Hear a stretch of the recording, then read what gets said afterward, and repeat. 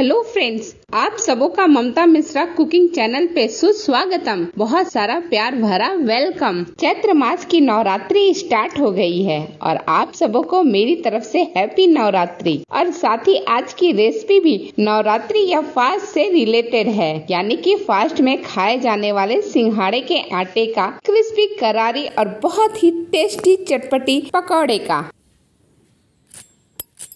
और ये सुन रहे हैं ना कितनी करारी बनी है, आवाज से ही पता चल रहा है। तो चलिए आज की रेसिपी बनाना स्टार्ट करते हैं। इस रेसिपी को बनाने से पहले मूंगफली को भून करके तैयार कर लेते हैं। 2 मुट्ठी मूंगफली को मीडियम फ्लेम पर 2 मिनट तक भूनेंगे। और ये सुनिए,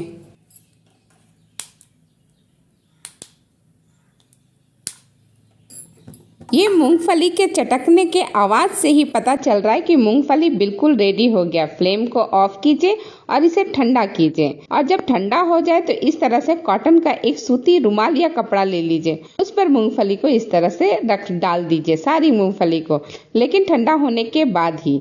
और इस तरह से सिलबट्टे का बट्टा लीजिए और हल्का हल्का इसके ऊपर चला दीजिए। बहुत जोर से नहीं चलाना है, जैसे मैं चला रही हूँ बिल्कुल इसी तरह से चारों तरफ चला कर रेडी कर लीजिए।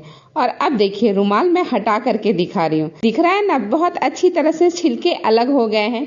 बिना किसी मेहनत के फटाफट इस तरह से छिलके अलग हो जाते हैं। अब या तो आप मूंगफली को जैसे मैं चुन करके अलग कर रही हूँ वैसे कर लीजिए, और नहीं तो हल्का से इसे फटक लीजिए, उससे भी मूंगफली के छिलके बाहर निकल जाएंगे। मुझे नहीं आता फटकना, इसलिए मैंने एक एक करके अलग किया। ये सारी मूंगफली है। अब चलिए इसे दरदरा सा कूट लेते हैं। तो इसके लिए मिक्सी के जार में डाल देते हैं और बस पल्स मोड पे ग्राइंड करेंगे। एक बार के ही ग्राइंड होने में ये मूंगफली हमारा रेडी हो गया। कुछ साबुत भी है, बिल्कुल ऐसा ही हमें चाहिए। इसे एक साइड में रखते हैं। और कुछ मैंने आलू के छोटे छोटे आलू हैं, मेरे बेबी आलू हैं, उनको मैंने बॉईल कर लिया। और ये सारे आलू मेरे किचन गार्डन के हैं, इसीलिए बहुत बेहतरीन है इसका स्वाद। एक एक को फॉर्क से मैं इस तरह से, जिस तरह से मसल रही हूँ वैसे मसल लीजिए। और नहीं तो आप इसको कद्दूकस भी कर सकते हैं, बस गांठें नहीं होनी चाहिए। ये सारे आलू मैंने फॉर्क के मदद से रेडी कर लिया है। इसे एक बाउल में डाल देते हैं। और अब हम इसमें कुछ मसाले डालने वाले हैं, जिससे हमारे पकौड़े एकदम फ्लेवरफुल और बढ़िया बन करके रेडी होंगे। तो अब सारे हमने डाल दिए हैं आलू। चलिए मसाले एक एक करके डालते हैं। ये मैं आधा टेबल स्पून छोटी वाली चम्मच से हल्दी डाल रही हूँ। 1 चम्मच मैंने जीरा डाला है। इसमें से कोई भी मसाला अगर आप नहीं खाते हैं तो स्किप कर सकते हैं। ये काली मिर्च है 1/4 चम्मच। और ये है सौंठ का पाउडर। ये ना हो तो आप कद्दूकस करके अदरक भी डाल सकते हैं। और अब जो मूंगफली हमने रेडी किया है ना, वो मूंगफली सारा का सारा इसमें डाल देते हैं। बहुत ज़्यादा तो हमने मूंगफली बनाया भी नहीं था, तो जितना है उतना डाल दीजिए। ये 2 से 3 हरी मिर्च मैंने बारीक चॉप कर लिया है और ये थोड़ा सा धनिया है। तो इन दोनों को बारी बारी से डाल देते हैं इस अपने पकौड़े के बेटर में। अब इसमें हम सबसे मेन इंग्रेडिएंट यानी सिंघाड़े के आटे को डालने वाली हूँ। तो इसे अच्छी तरह से मैंने चाल लिया है। और चालने के बाद इसमें से 4 चम्मच हम डाल देते हैं सिंघाड़े के आटे को। और स्टार्टिंग में 4 चम्मच ही डालिएगा, अगर जरूरत हो तो 1 आध चम्मच और डाल दीजिएगा। अब सारी चीज़ों को मिक्स कीजिए। मैं स्पून से नहीं, हाथ से करना ज़्यादा बेटर समझ रही हूँ, तो मैं स्पून को हटा करके हाथ से मिक्स कर रही हूँ। और थोड़ा थोड़ा पानी भी डाल दीजिएगा। अरे देखिए, बहुत ज़रूरी चीज़ मैं इसमें डाली ही नहीं, नमक। तो नमक हम नॉर्मल वाला नहीं डालने वाले हैं, इसमें डालेंगे सेंधा नमक, जिसका मैं पॉकेट दिखा रही हूँ। तो मैंने आधा टेबल स्पून सेंधा नमक डाल दिया है। और अब इन सबको अच्छी तरह से मिक्स करूंगी। जरूरत के हिसाब से 1-2 चम्मच करके पानी आप डालिएगा। एक साथ ज्यादा पानी मत डालिएगा, वरना बेटर जो है गीला हो जाएगा। और ये देखिए बन करके रेडी हो चुका है सिंघाड़े के आटे का बेटर। तो अब हम इस पकौड़े के बेटर को एक साइड में रखते हैं और देसी घी को अच्छा गर्म कर लेते हैं। व्रत का है तो हम देसी घी में इन पकौड़ों को बनाएंगे। घी अच्छा गर्म हो चुका है तो एक छोटा सा बेटर का टुकड़ा डाल करके देख रहे हैं, ये अच्छी तरह से गोल्डन बहुत जल्दी हो गया। तो इसे बाहर निकाल लेते हैं। ये गोल्डन होने के साथ साथ अच्छा पक गया है, ऊपर तैरने भी लगा था। और फिर छोटा छोटा बॉल्स आप लीजिए और थोड़ा सा चपटा करते हुए गरम घी में डाल दीजिए। इस वक्त आप फ्लेम को मीडियम रखिएगा, ना तो लो ना तो बहुत हाई। और एक एक करके सारे पकौड़े को आप इस तरह से डालते जाइए बेटर से निकाल करके।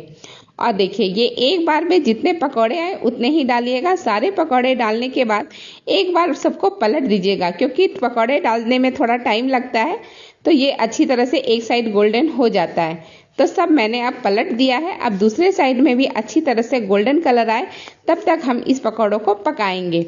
एक बैच पकौड़े के बनने में 3 से 4 मिनट का टाइम लगता है, बहुत ज्यादा टाइम नहीं लगता है। सिंघाड़े के आटे के पकौड़े बनाने में टाइम भी कम लगता है, इंग्रेडिएंट भी कम लगता है, लेकिन क्रिस्पी और स्वाद रेगुलर पकौड़े से भी ज्यादा बेहतरीन रहता है। दोनों साइड में अच्छा गोल्डन कलर आ जाए तो आप एक एक करके सारे पकौड़े को निकाल लीजिए।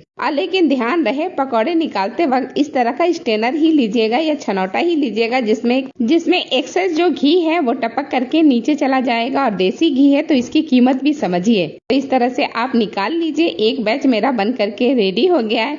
कलर तो बहुत बढ़िया आया है। अब चलिए इसी घी में हम दूसरा बैच भी डाल देते हैं और उसे भी तल लेते हैं।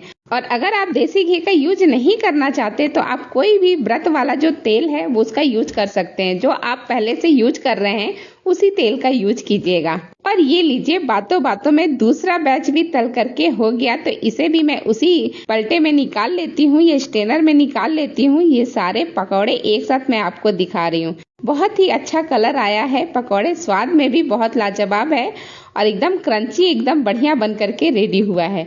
मैं थोड़ी देर में जब सर्व करूंगी ना तब मैं दिखाऊंगी ये कितना क्रंची हुआ है।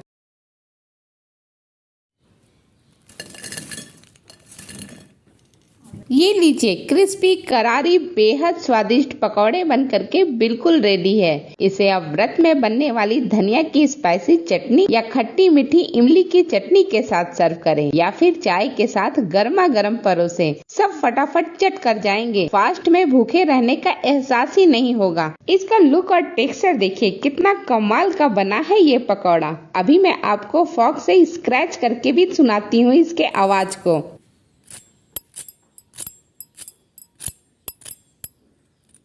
सुन रहे हैं ना, कितना क्लियर इसकी आवाज को सुना जा पा रहा है। इसी से पता चल रहा है कि ये कितना क्रंची बना हुआ है। इसी के साथ ये वीडियो मैं यहीं समाप्त करती हूँ। फिर मिलती हूँ आपसे एक नई वीडियो, एक नई रेसिपी के साथ। तब तक के लिए बहुत बहुत धन्यवाद। Thank you.